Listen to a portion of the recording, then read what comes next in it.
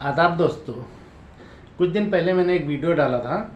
एक आलोक पाठक करके क्लर्क है, सुभाष राष्ट्रीय इंटर कॉलेज सैदही में।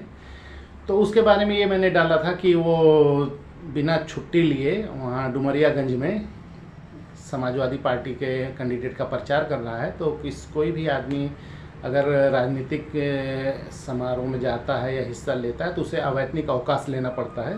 इस संबंध में मैंने वीडियो डाला था।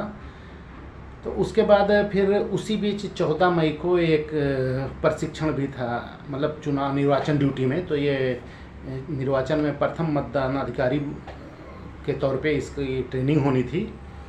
तो ये ट्रेनिंग में भी नहीं गया। अच्छा, ट्रेनिंग में नहीं गया, लेकिन ट्रेनिंग इसकी हो गई। तो मैंने खबर चलाई कि भाई ये ट्रेनिंग में नहीं गया, उस दिन था ही नहीं यहाँ पे ज़िले में, और ट्रेनिंग में इसके हस्ताक्षर हैं, उसकी जांच कर ली जाए। तो डीएम साहब जिला निर्वाचन अधिकारी थे और डीआईओ साहब थे, उनके विभाग का मैटर था। तो दोनों बेचारे अभी जांच कर रहे हैं, बड़ी मुश्किल लगा रहे हैं।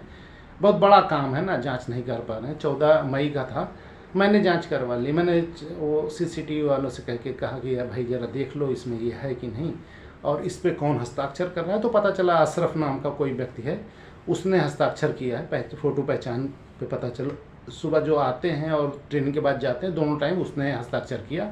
जबकि अशरफ जो है उसके विद्यालय में चपरासी है, तो वहाँ कोई किसी को पहचानता तो है नहीं, इतनी भीड़ रहती है, धमा चौकड़ी रहती। तो अशरफ ने ट्रेनिंग में जाने का भी और ट्रेनिंग से निकलने का भी दोनों साइन इसकी कर दी थी।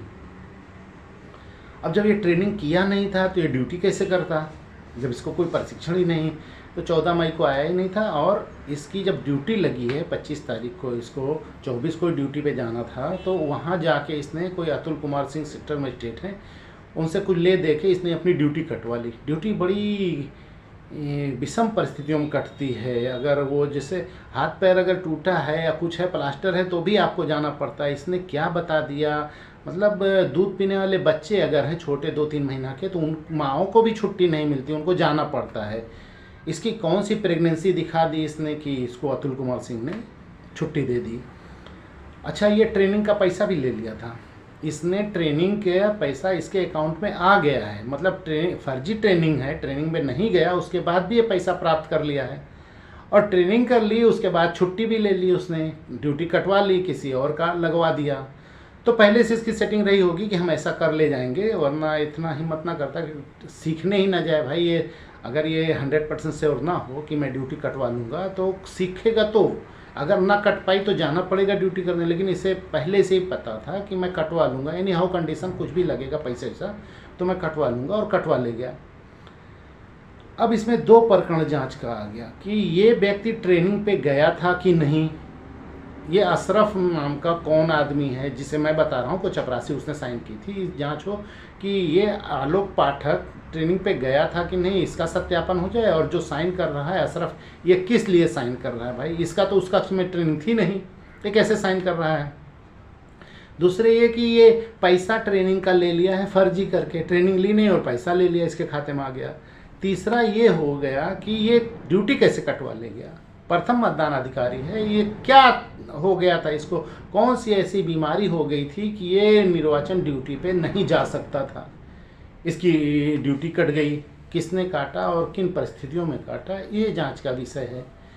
पहले ही इसका है, ये 420 है आदमी, इसकी नियुक्ति भी इसके ब्लड रिलेशन वाले प्रबंधक द्वारा की गई है। तो वो तो फर्जी है, वो तो पहले ही लिखा है, एक्ट में ही लिखा है कि कोई भी खून का रिश्तेदार अपने किसी को नियुक्ति पत्र नहीं दे सकता है। इसने दिया है, इसके पिता मैनेजर थे, उन्होंने इस्तीफा देके अपने बहनोई को मैनेजर बनाया और बहनोई ने इसको नियुक्त कर दिया। तो खून का रिश्ता है भाई, फुफ्फा थे ना इसके, तो फुफ्फा कैसे नियुक्ति पत्र दे सकते हैं।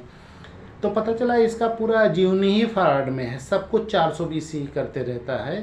तो इसने उसी आधार पे करा लिया होगा इसकी अपनी सेटिंग के हिसाब से। तो ये 7 मई से लेके 25 मई तक ये कभी भी विद्यालय नहीं गया, और इसने अवकाश जो लिया है उस पर अवैतनिक अवकाश होना चाहिए था। क्योंकि निर्वाचन में डुमरियागंज में स्टेज पे भी देखा गया, कई वीडियो हैं, फ़ोटो भी हैं, डुमरियागंज में किसी पार्टी का प्रचार करता था। तो पार्टी के प्रचार में जाने के लिए अवैतनिक अवकाश लेना चाहिए, और वो उसने लिया नहीं। तो इसके खिलाफ कार्रवाई होनी चाहिए थी, लेकिन डीएम साहब भी बेचारे मासूम इतना ज़्यादा बिजी हैं कि वो कुछ कर ही नहीं पाते हैं। और अब सत्ताधारी पार्टी का आदमी हार गया है तो वैसे उनके ऊपर गाज गिरने वाली है, तो वो क्या करें ये वाला देख के। और डीआईओ साहब तो उनको तो मैं बेचारे को भोलू राम कहता हूँ, वो तो जब तक जेल ना जाए वो सुधरेगा नहीं, भोलू राम सुधरेगा नहीं, वो कुछ कर ही नहीं पाता। उससे जब कभी बात करो आप लोग, अगर किसी का कुछ हो टच तो बात करो, देखो इतना प्यार से बोलता है ना, कुछ देर बाद आप थक जाओ आए तो कैसे का कह जाए, आप बताओ का करी। अबे यार डीआईओ तू है, करना तुझे है, जानकारी तुझे है, अब मैं बताऊं तुझे क्या करना है तो आप ही कहते आप ही बताइए क्या करें हम। आदमी बात करके थक जाएगा कि यार ये तो धीमी गति का समाचार जो पहले आता था वो है। तो ये लोग ऐसे कार्रवाई नहीं करेंगे जब तक इनके ऊपर गाज न गिरे। तो जिला निर्वाचन अधिकारी की इसमें गलती है कि उन्होंने ये देखा क्यों नहीं कि कोई फ्रॉड कर रहा है, उसके यहाँ ड्यूटी किसी की लगी है, उसको प्रशिक्षण लेना है, उसका चपरासी कैसे आके साइन करके ड्यूटी में दिखा दिया और पैसा भी ले लिया। ये तो बहुत गलत है ना, ये तो शासकीय धन का गबन है, तुमने काम किया ही नहीं और पैसा ले लिया। शासकीय धन के गबन का मुकदमा बनता है इस पर, लेकिन वो जांच ही नहीं कर रहे हैं। और डीआईओस को ये करना है, दूसरे करना है, ड्यूटी काटी किसने, कौन सी परिस्थितियां तुझे दिखी, आलोक पाठक का कौन सा फ्रैक्चर हो गया था, कौन सा प्रेगनेंसी का मैटर था, क्या मामला ऐसा था कि वहाँ अगर ड्यूटी पे जाते तो इनका बहुत बड़ी नुकसान हो जाता, इसलिए तूने छुट्टी दे दी।